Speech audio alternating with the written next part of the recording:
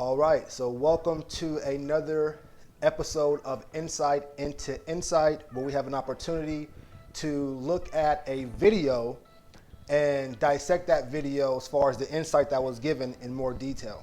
But today we're going to talk about the thought of the day and not actually break down a video.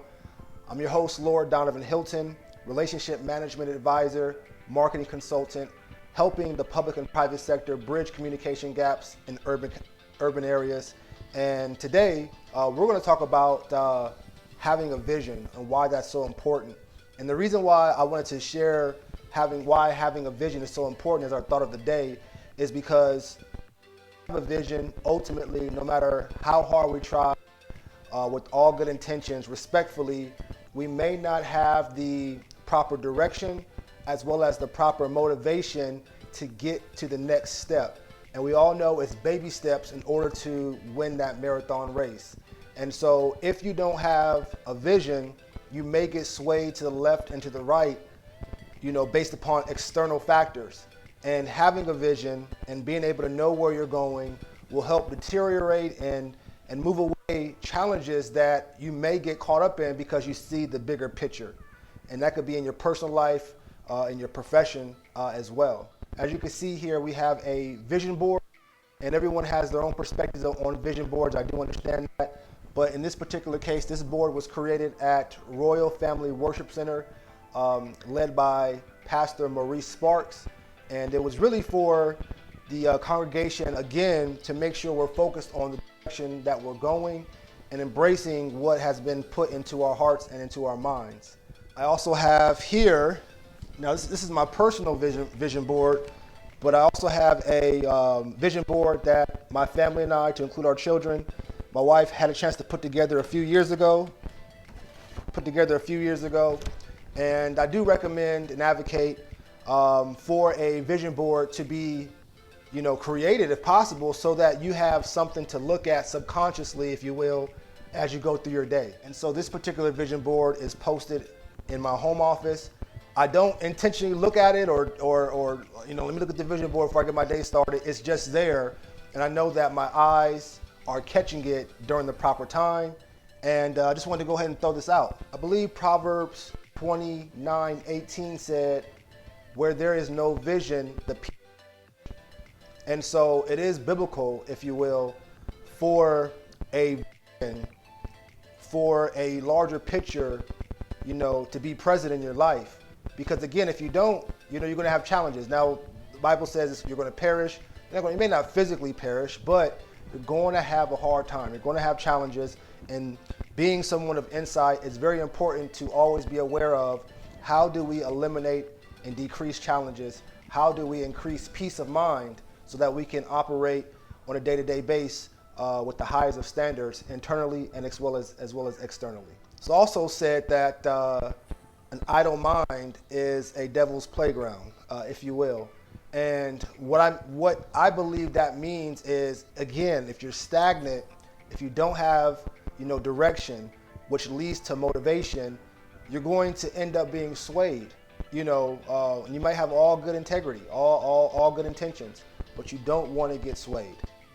So let's go ahead and jump into this vision board real quick and just. And all I did was take some magazines and cut them up. I got in touch with myself and what I wanted to see for myself. And these things don't have to happen. Oh, it's not here, so therefore woe is me. It's just more so motivation or a seed being planted, most importantly subconsciously, which is really getting into that foundation so that you can move. And so some of the things that you see here, some of it is materialistic, and some of it is spiritual, if you will. And let's break this down.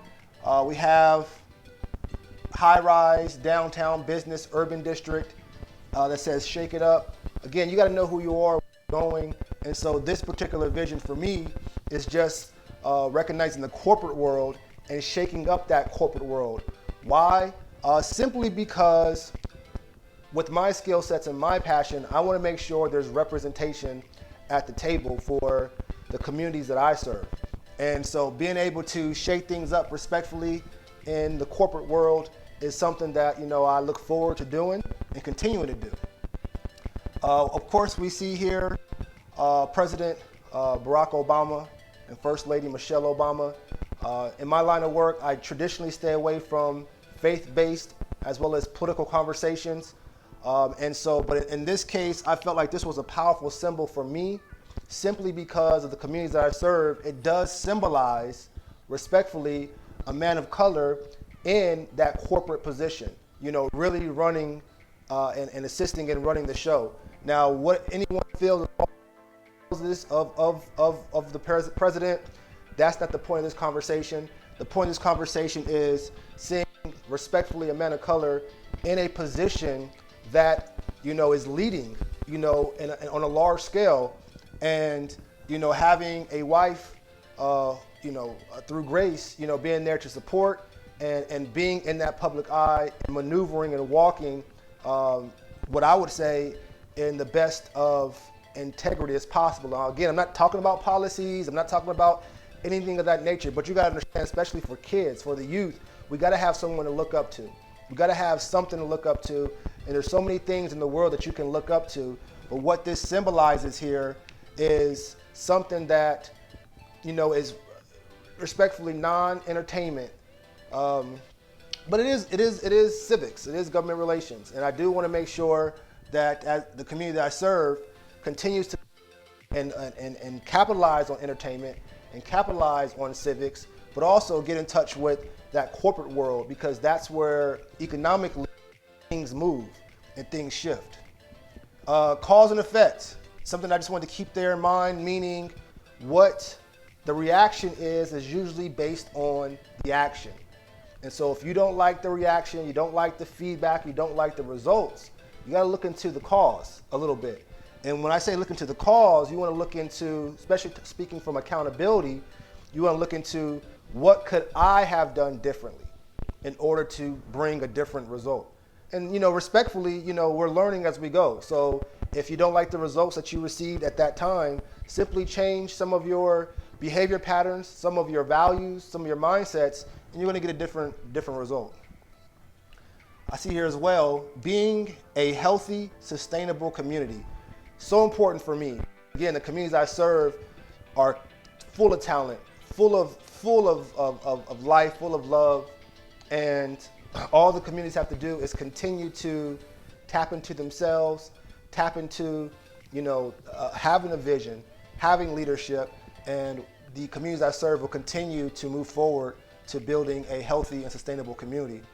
Global opportunities and risk, I have up here as well. Global opportunities and risk. I do look forward to operating and owning a multinational corporation and working with the African diaspora countries to improve those systems, to ensure that representation is there and that it could be win-win deals all over the world. Easier said than done, but knowing that there are global opportunities, but know that there's risk.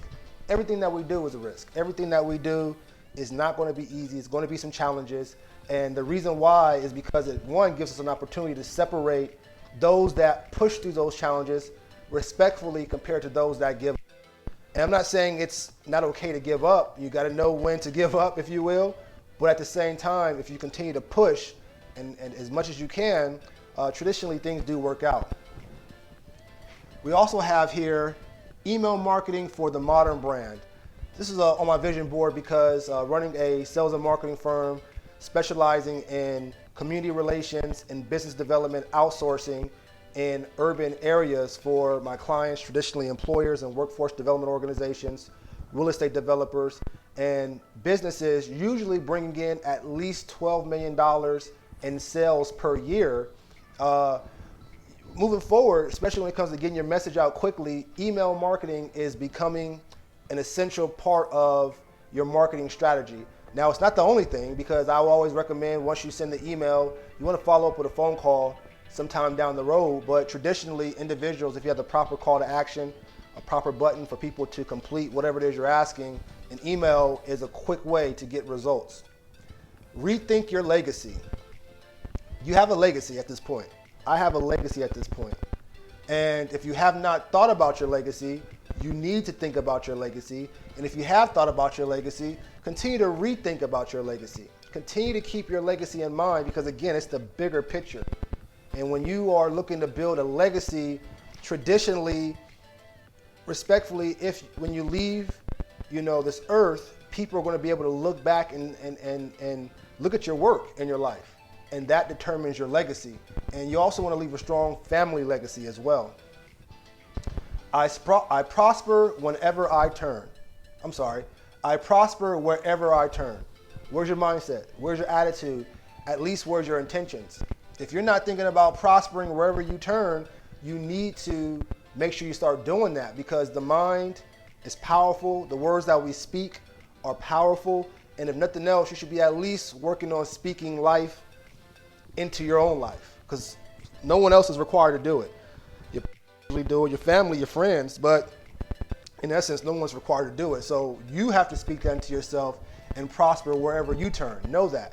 Also have down here give thanks. To me, it's very important to always give thanks. When you wake up in the morning, during your day, before you go to sleep, there's so many challenges in the world, and there's so many people going through, respectfully, maybe going through harder challenges than you, but there's something there that you can be thankful for. Something there that I could be thankful for. Easier said than done. This is a constant exercise for me when I'm going through my challenges, to always say, you know what, I'm still going to give thanks. I'm going to be grateful, for the situation that I'm in. I'm going to learn and grow from this and become better. And a lot of times I realize the situations and challenges I go through prepared me for a larger opportunity down the road. And I can give you so many stories of that. I'll give you an example.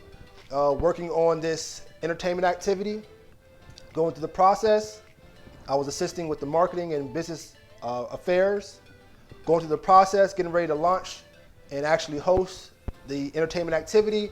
Unfortunately, there were some unforeseen circumstances that popped up last minute that was beyond the committee's control. And so therefore that entertainment activity at that time had to be postponed. But during that process, I learned a lot about my skills and about what I can offer as a service. And it wasn't just a few weeks later, a similar activity happened to arise as an opportunity. And more importantly, this entertainment activity happened to pop up in a whole other city and state. And they were actually looking to contract that entertainment activity work out to the individuals that I was working with. And the beautiful thing about it was on a larger scale with high-end power players that were going to work and contract the work out to us.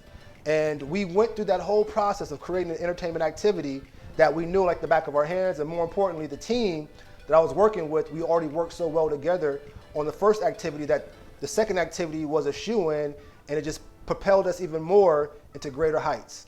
And this was in the span of weeks. Rediscover, relive. Always, always, always make sure you're searching, asking questions, knocking on doors, growing. You might have made a decision yesterday. Today's a new day.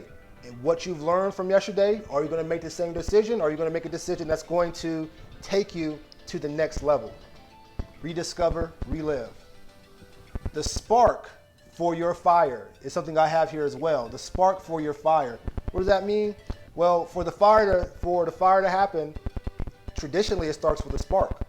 And so that spark, respectfully, can be and usually is just as powerful as the fire, because the spark is what is the foundation of that fire, if you will.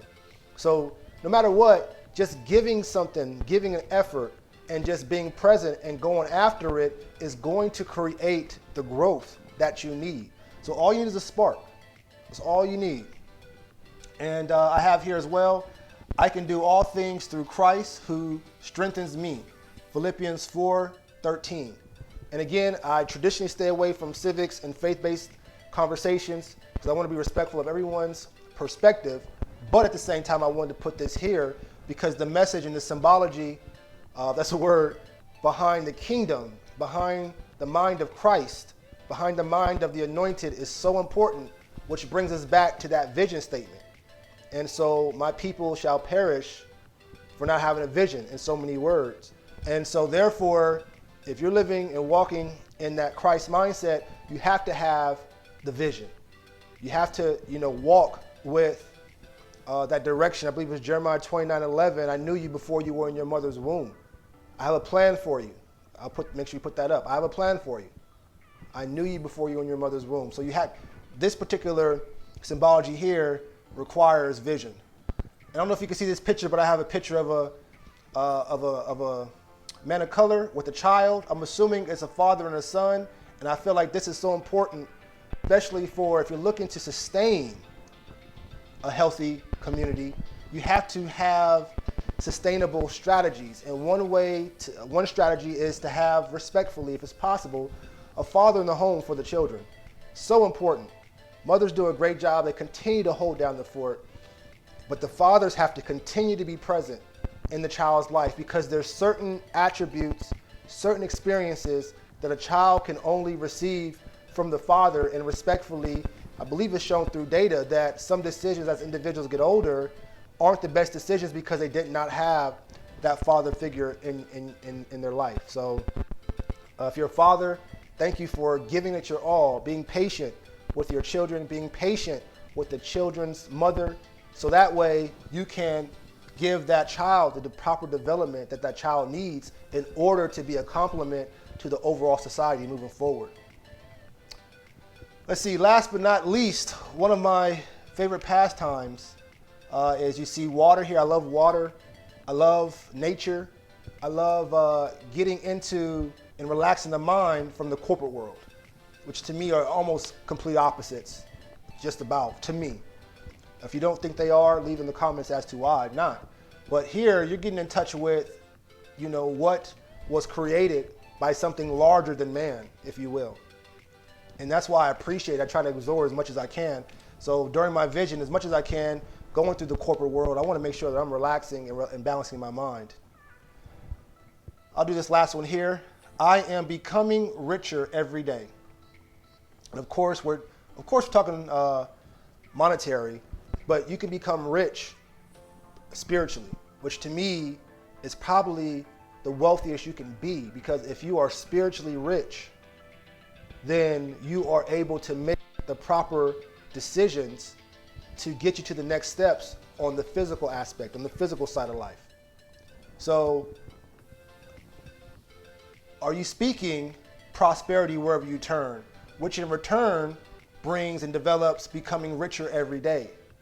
And therefore, you are creating the spark for the fire to allow others to rediscover and relive. Therefore, you should give thanks because you're building a healthy, sustainable community which provide global opportunities, but also risk. But knowing that you are walking in Proverbs 29:18, knowing that you have a vision, you'll have a hard time perishing. So, if you felt like this information was of any value to you, I thank you for liking, subscribing, following my work. There should be some links down there for you to click, to follow, to include a profile that will allow you to find out more details about my work. And in that profile, you'll find an area where you're able to actually ask questions on the areas of leadership development, which includes soft skill training, as well as emotional intelligence, business development, and community relations. There's an area there that has an opportunity for you to ask questions in any of those areas to me, and I'll go ahead and break that down for you. There's also an area in the link that you click that allow you to check out my advising services, where you'll get a chance to consult with me for 15 minutes, 30 minutes, or an hour. So make sure you click that link. And there's also a link in there that has more information to my sales and marketing firm that provides business development and community relations outsourcing predominantly to businesses bringing in $12 million or more in sales, employers, workforce development organizations, and urban core developers. But that does not mean that the growing small business or entrepreneur looking to start a business cannot have access to me. Click that link. Make sure you reach out. I'm sure we can find a win-win deal to meet halfway. And I'm congratulating you in advance for your success. And make sure you are walking with the vision. And if you don't have a vision, start looking into it. That's going to take your professional career to the next level. See you next time.